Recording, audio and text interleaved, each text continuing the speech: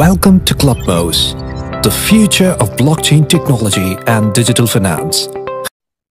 തീർച്ചയായിട്ടും ഇന്ന് നമ്മൾ സംസാരിക്കാൻ പോകുന്നത് ഒരു ബ്ലോക്ക് ചെയിൻ പ്രൊജക്റ്റ് ആണ്. ഒരുപക്ഷെ ഈ വാക്ക് എല്ലാവർക്കും കേട്ട് നല്ല പരിചിതമായിരിക്കും. ഒരുപക്ഷെ ബിറ്റ്കോയിനെ കുറിച്ചും NFT കുറിച്ചൊക്കെ പൊതുവെ എല്ലാവർക്കും ധാരണ ഉണ്ടാവും. ഇന്ന് ലോകത്ത് 3 ലക്ഷത്തോളം ടോക്കണുകളും ഏകദേശം 180ഓളം ബ്ലോക്ക് ചെയിനുകളുണ്ട്. ഒരു ബ്ലോക്ക് ചെയിൻ എന്ന് പറയുന്നത് നിലവിൽ മാർക്കറ്റിൽ എന്തെങ്കിലും ഒരു പ്രതിസന്ധിക്ക് അല്ലെങ്കിൽ എന്തെങ്കിലും ഒരു പോരായ്മയ്ക്ക് പരിഹാരം കണ്ടെത്തുന്ന ഒരു പുതിയ ടെക്നോളജിയാണ് ബ്ലോക്ക് ചെയിൻ എന്ന് പറയുന്നത്. ഇവിടെ നമ്മൾ സംസാരിക്കാൻ പോകുന്നത് ക്ലബ്മൗസ് എന്ന് പറയുന്ന പുതിയൊരു ബ്ലോക്ക് ചെയിൻ പ്രൊജക്ടിനെ കുറിച്ചാണ്. ക്ലബ്മൗസിന്റെ എക്കോസിസ്റ്റത്തെ കുറിച്ചാണ് സംസാരിക്കുന്നത്. ഒരു ബ്ലോക്ക് ചെയിന്റെ ശാക്തീകരണത്തിന് വേണ്ടിയും ആ കോയിന്റെ കൂടുതൽ മൂല്യവത്തമായ ഉപയോഗത്തിന് വേണ്ടിയും കമ്മ്യൂണിറ്റിക്ക് അതിൽ നിന്ന് ബെനിഫിറ്റ് കിട്ടാൻ വേണ്ടിയാണ് എക്കോസിസ്റ്റം ക്രിയേറ്റ് ചെയ്യുന്നത്. ഒന്നുകൂടി വ്യക്തമായി പറയുകയാണെങ്കിൽ ആ ഉൽപ്പന്നത്തിന് ധാരാളം ഉപയോഗം ക്രിയേറ്റ് ചെയ്യുക, അതാണ് എക്കോസിസ്റ്റത്തിന്റെ ലക്ഷ്യം എന്ന് പറയുന്നത്.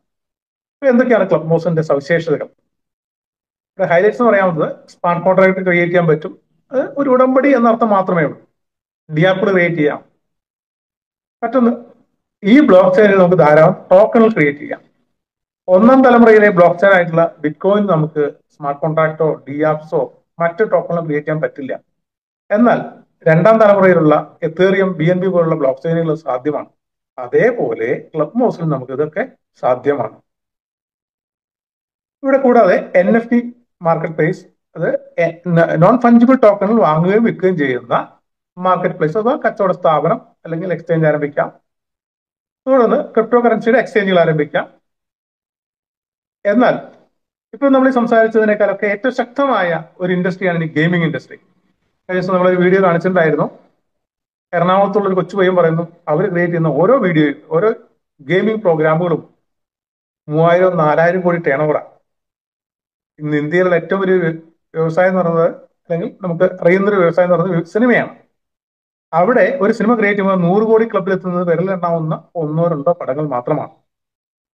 എന്നാൽ ആർക്കും പരിചിതമല്ലാത്ത മേഖലയെ കുറിച്ച് അവർ പറയുന്നു, അവർ ക്രിയേറ്റ് ചെയ്യുന്ന ഓരോ ഗെയിമുകളും 3000-4000 കോടി ടേൺ ഓവറാണ്. അത്രയും ശക്തമാണ് ആ ഇൻഡസ്ട്രി. ഡ്രീം 11ന്റെ ടേൺ ഓവർ നിങ്ങൾക്ക് 2022 നോക്കി അറിയാൻ പറ്റും. ആ ഒരു വർഷം മാത്രം 4000 കോടിയാണ്, ഒരു വർഷം മാത്രം.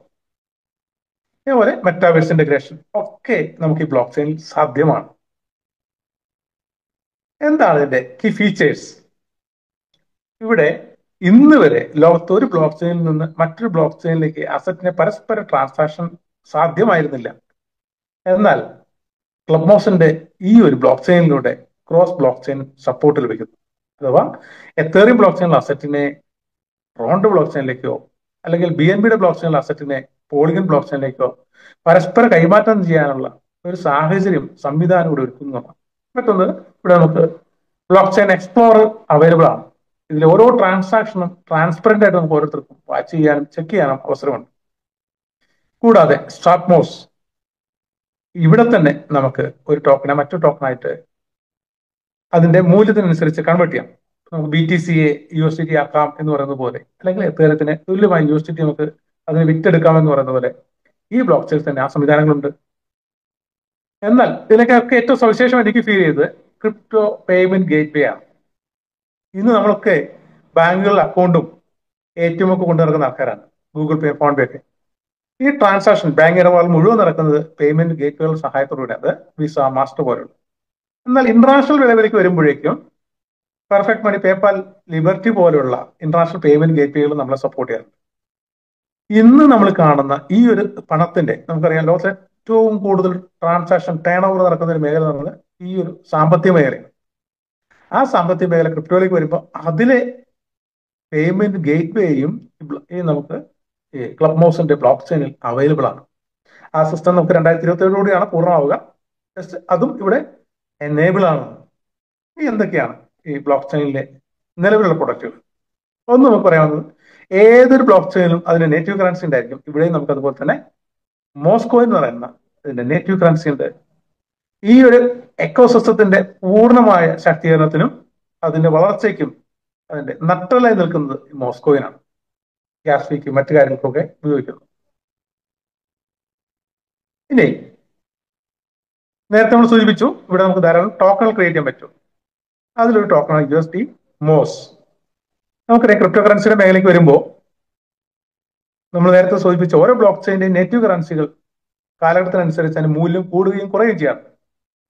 ട്രാൻസാക്ഷൻ പലപ്പോഴും നമുക്കത് പേയ്മെന്റ് സിസ്റ്റത്തിലേക്ക് വരുമ്പോൾ അതിന്റെ കാൽക്കുലേഷൻ കറക്റ്റ് ആവാതെ വരുന്നതുകൊണ്ട് നമ്മൾ സ്റ്റേബിൾ കറൻസികളായ USDT ഒക്കെയാണ് ആശ്രയിക്കാറ്. അതുപോലെ ഈ ബ്ലോക്ക് ചെയിനിൽ അസറ്റിന്റെ പിൻബലത്തോടു കൂടി അഥവാ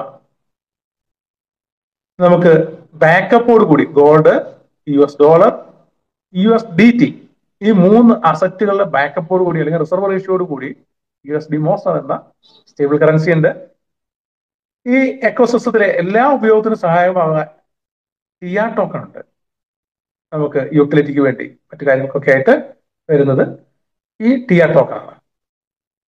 അതോടൊപ്പം ഞാൻ നേരത്തെ സൂചിപ്പിച്ചു ഈ ലോകത്തെ ഏറ്റവും ശക്തമായ ഒരു ഇൻഡസ്ട്രിയാണ് ഗെയിമിംഗ് മേഖല. ഗെയിമിങ്ങിലേക്കും സൂപ്പർ ലോട്ടോ, കാസിനോ പോലുള്ള മേഖലകളിൽ പ്രവർത്തിക്കാൻ പറ്റുന്ന ഡോജ് വിൻസ് എന്ന ടോക്കണും നിലവിൽ നമുക്ക് ഈ ബ്ലോക്ക് ചെയിനിൽ അവൈലബിൾ ആണ്. ഇനി ആരാണ് ഈ ഒരു പ്രൊജക്റ്റ് ഒക്കെ നമ്മുടെ മുമ്പിലേക്ക് വെക്കുന്നത്? വേജസ് ഗ്രൂപ്പാണ്. വേജസ് ഗ്രൂപ്പിന്റെ പ്രൊഫൈലേക്ക് നമ്മൾ നോക്കുമ്പോൾ ഇത് പ്രധാനമായിട്ടും പോളണ്ട് ബേസ്ഡുള്ള ഒരു ഗ്രൂപ്പ് ഓഫ് കമ്പനീസ് എന്നാണ് പറയാം. അല്ലെങ്കിൽ ഒരു ബിസിനസ്സുകൾ, ഒരുപാട് ബിസിനസ് മേഖലകൾ ഒന്നു ചേർന്നുള്ള കൺസോർഷ്യം, 22ഓളം കമ്പനികൾ ചേർന്നുള്ള ഒരു കൺസോർഷ്യമാണ് വേജസ്. ഇവരുടെ പ്രസൻസ് പറയുന്നത് UK, UAE, യൂറോപ്പ്, അതുപോലെ ഏഷ്യ, ഒരുവിധ ഭൂഖണ്ഡങ്ങളിലൊക്കെ തന്നെ അവരുടെ പ്രസൻസ് ഉണ്ട്.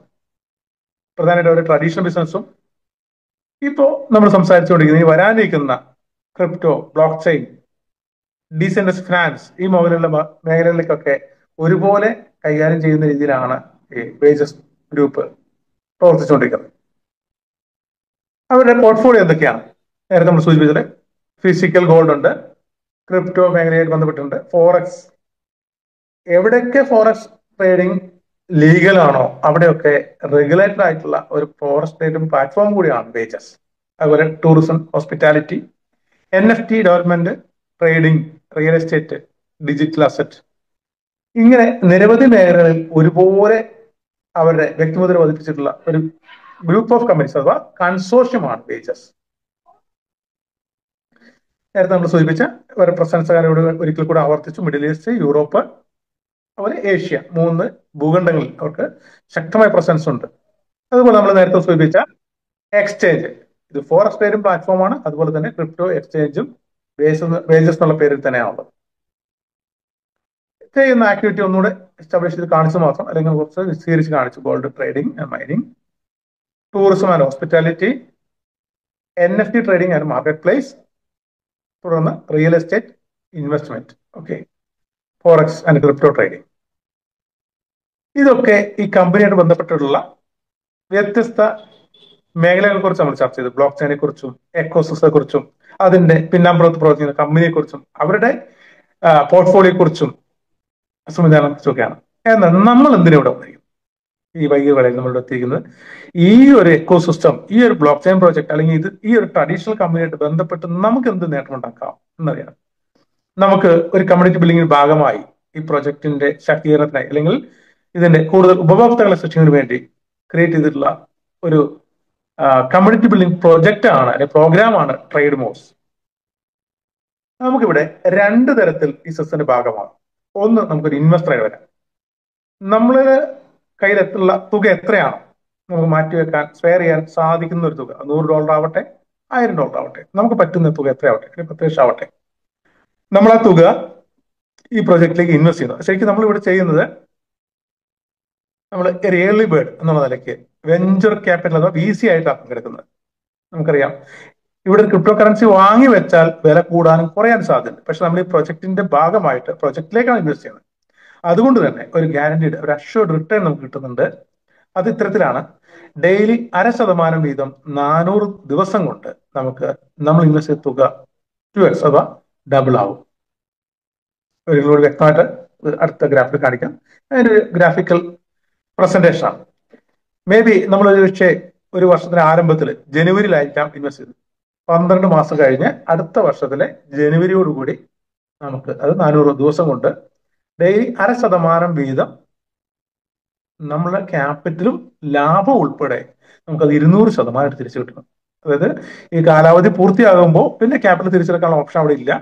മുതലും ലാഭവും ഉൾപ്പെടെയാണ് നമുക്ക് 400 ദിവസം കൊണ്ട് ഡബിൾ ആയി തരുന്നത്. ഇനി മാസക്കണക്ക് പറയുകയാണെങ്കിൽ ഒരു മാസം 15% വീതം 13 മാസം കൊണ്ട്, 13 മാസവും 5 ദിവസം കൊണ്ട് നമുക്ക് നമ്മളെ ക്യാപിറ്റൽ ഡബിൾ ആയി കിട്ടുന്നു. ഒരു 10 ലക്ഷമോ 50 ലക്ഷം ഇൻവെസ്റ്റ് ചെയ്യുന്ന ഒരാൾക്ക് 13 മാസം കൊണ്ട് ഡബിൾ ആവുന്നു എന്ന് പറയുന്നത് ഇന്ന് മാർക്കറ്റിലെ ഏതൊരു ഇൻവെസ്റ്റ്മെന്റിനേക്കാളും ബെറ്റർ ഓപ്ഷനാണ്. കാരണം റിയൽ എസ്റ്റേറ്റിലോ ഷെയറിലോ സ്വർണത്തിലോ ഒന്നും ഇൻവെസ്റ്റ് ചെയ്താൽ നമുക്കൊരു 13 മാസം കൊണ്ട് ഇൻവെസ്റ്റ് ചെയ്യുന്ന തുക ഡബിൾ ആവുമെന്ന് നമുക്ക് ചിന്തിക്കാൻ പോലും പറ്റില്ല. ഓക്കെ, ഇനി രണ്ടാമത്തെ ഒരു ഗ്രൂപ്പ് എന്ന് പറയുന്നത് എന്റെ കയ്യിൽ 5 ലക്ഷം 10 ലക്ഷം ഇൻവെസ്റ്റ് ചെയ്യാനില്ല, എന്നാൽ എനിക്ക് ഈ സിസ്റ്റത്തിന്റെ ഭാഗമായി, ഞാൻ നേരത്തെ പോലെ ടെക്നോളജിയുടെ ഭാഗമായി നിന്നുകൊണ്ട് ഇതിൽ നിന്ന് വിജയിക്കണമെന്ന് ആഗ്രഹമുണ്ടോ, അവിടെ നമുക്ക് ഇവിടെ കമ്മ്യൂണിറ്റി ബിൽഡിങ്ങിന്റെ ഭാഗമാകാം. ഏതൊരു സിസ്റ്റത്തിലും കമ്മ്യൂണിറ്റി ബിൽഡിങ്ങിലൂടെ തന്നെയാണ് ആ ഒരു പ്രോജക്റ്റ് അല്ലെങ്കിൽ ആ ഒരു കമ്പനി ലോകത്തിന്റെ നെറുകയിലേക്ക്, വിജയത്തിന്റെ നെറുകയിലേക്ക് കടന്നു വരാറ്. റിലയൻസ് ശേഷം 40 വർഷത്തോളം പ്രവർത്തിച്ച ശേഷം ജിയോ എന്ന പേരിൽ ഒരു ടെലികമ്മ്യൂണിക്കേഷൻ ഇൻഡസ്ട്രി ആരംഭിക്കുകയും അതിലൂടെ 20-ലധികം കോടി കമ്മ്യൂണിറ്റി ബിൽഡ് ചെയ്തപ്പോഴാണ് അവർ ലോകത്തിലെ ഏറ്റവും വലിയ സമ്പന്ന പട്ടികയിലേക്ക് വന്നത്. ഇവിടെ നമുക്ക് ഈ ഒരു പ്രൊജക്ട് നല്ലതാണ്, നമുക്കത് ഇഷ്ടപ്പെട്ടു എങ്കിൽ മറ്റുള്ളവർ ഷെയർ ചെയ്യാം. അങ്ങനെ നമ്മൾ ഷെയർ ചെയ്തപ്പോൾ നമ്മൾ പറയുന്ന പ്രോഗ്രാം കേട്ട് വന്ന വ്യക്തി എത്രയാണോ ഈ ഒരു പ്രോജക്റ്റിലേക്ക് ഇൻവെസ്റ്റ് ചെയ്തത്, ഒരുപക്ഷെ അവർ $100 ആവാം, $1000 ആവാം, അങ്ങനെ $100 മുതൽ $5000 വരെ ഇൻവെസ്റ്റ്മെന്റ് ചെയ്യുന്ന തുകയുടെ 5% നമുക്ക് ഡയറക്റ്റ് റെഫറൽ കമ്മീഷൻ ആയിട്ട് ലഭിക്കും. എന്നാൽ നമ്മളെ കൊണ്ടുവന്ന വ്യക്തിക്ക് അതിന്റെ 1% ലഭിക്കും. ഇനി 5050 മുതൽ 10000 വരെയുള്ള തുകയാണ് ആ ഇൻവെസ്റ്റർ കസ്റ്റമർ ഇൻവെസ്റ്റ് ചെയ്യുന്നതെങ്കിൽ ഇൻട്രൊഡ്യൂസ് ചെയ്ത് നമുക്ക് 7.5% റെഫറൽ കമ്മീഷനും നമ്മളെ കൊണ്ടുവന്ന വ്യക്തിക്ക് 2% ലഭിക്കും. ഇനി 10050 മുതൽ 15000 വരെ ആണെങ്കിൽ 10% കമ്മീഷൻ നമുക്കും കൊണ്ടുവന്നവർക്ക് 3% കിട്ടും. 2 ലെവലുകളിലാണ് റെഫറൽ കമ്മീഷൻ.